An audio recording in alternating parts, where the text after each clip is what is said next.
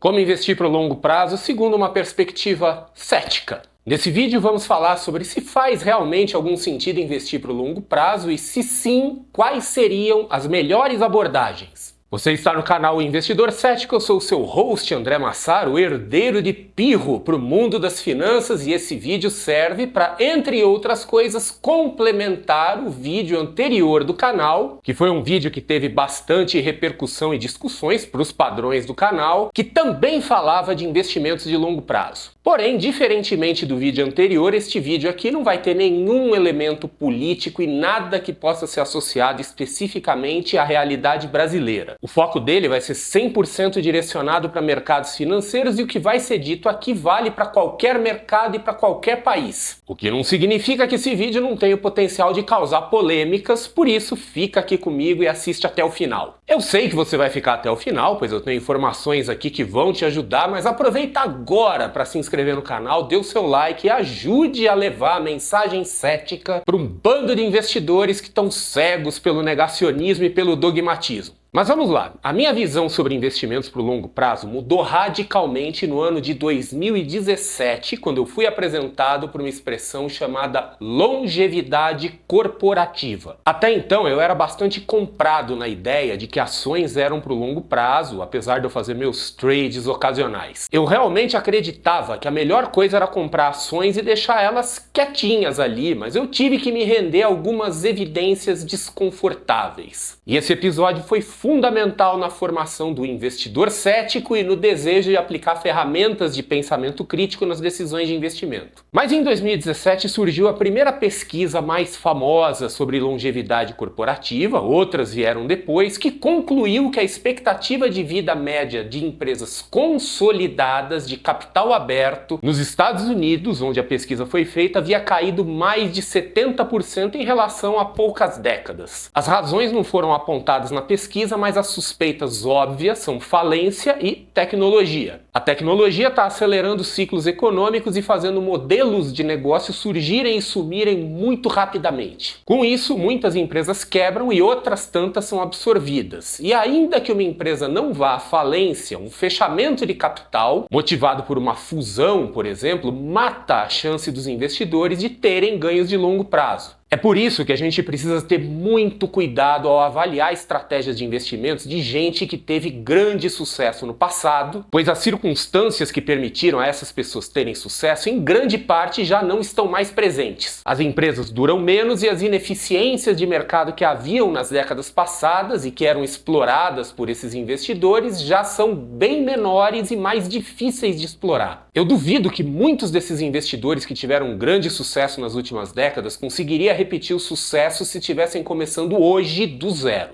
Mas enfim, e qual é a solução para isso? A solução mais fácil, que desagrada alguns investidores, é um remedinho de 3 letras: ETF.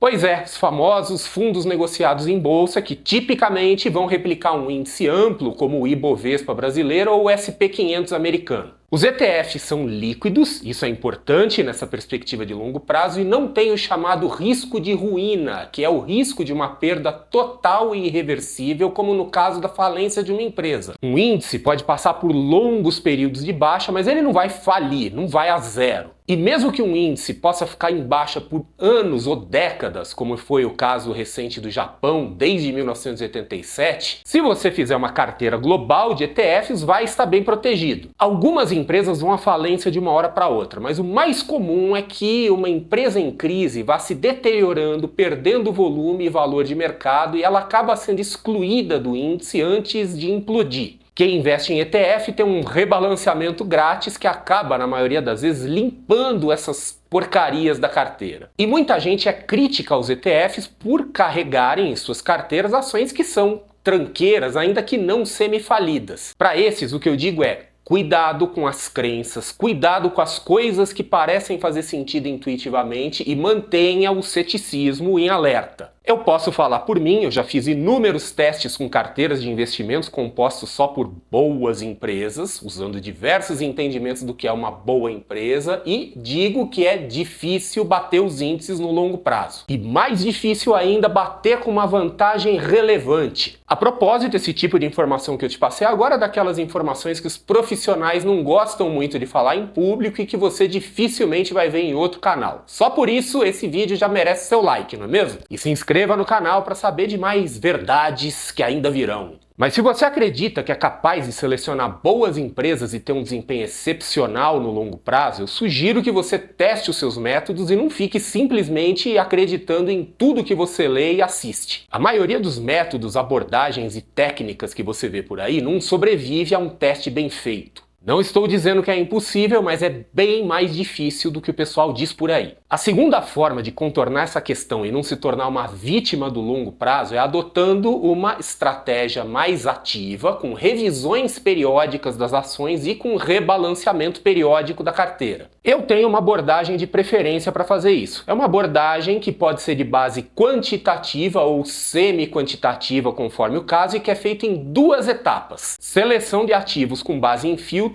e montagem da carteira com base em otimização e parâmetros de risco. Se você quiser entender um pouco mais sobre essa filtragem, dá uma conferida na playlist sobre Factor Investing aqui no canal. E, periodicamente, refazer esse processo, filtrando novamente os ativos e ajustando a composição da carteira. Eu, particularmente, faço esse processo a cada 3 meses. E por que 3 meses? Será que é porque eu gosto do número 3? Será que é algum número cabalístico? Um número da sorte? Não! A escolha dos 3 meses é porque eu testei. Eu testei 1 mês, 2 meses, até 1 ano, com várias carteiras com diferentes características. E o período de 3 meses foi o que teve melhor desempenho, ou seja, zero influência de preferências, crenças e de intuição. Estamos falando de investimento baseado em evidências. Inclusive, se você acha que esse modelo é interessante e bacana, eu acho, saiba que eu desenvolvo carteiras assim que você pode ter acesso na Smart Invest, que é a casa de análises da SmartBot, a mais tradicional empresa de automação de operações financeiras no Brasil e que herdou as carteiras que eu fazia na CDI, Carteira do Investidor. Além de ter umas carteiras novas muito interessantes. E com uma grande vantagem, agora você não precisa mais seguir ou replicar as carteiras. Você só põe o dinheiro na sua corretora, assumindo que essa corretora tem a parceria com a SmartBot, escolhe as carteiras que quiser, na proporção que quiser e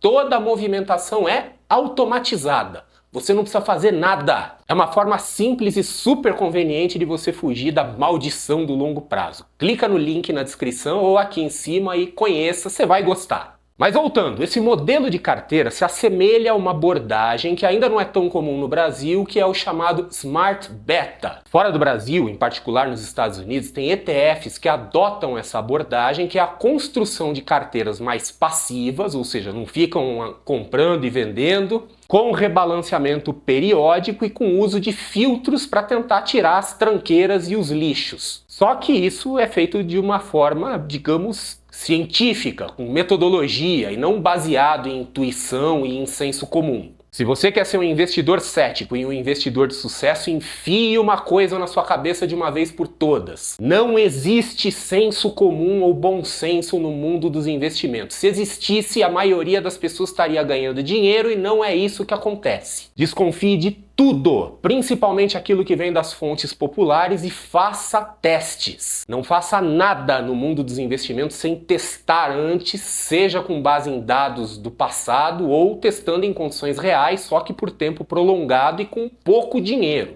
A ideia do investimento de longo prazo é um caso típico de crença baseada em senso comum, em observação de poucos casos de sucesso e em não reconhecer que as circunstâncias e a dinâmica dos mercados mudaram radicalmente nas últimas décadas. Mas se ainda assim você quiser seguir o senso comum, lembre-se que o dinheiro é seu e você faz o que quiser com ele. E seja lá o que você resolva fazer com seus investimentos, os seus ganhos sempre serão mérito seu e suas perdas sempre serão responsabilidade sua.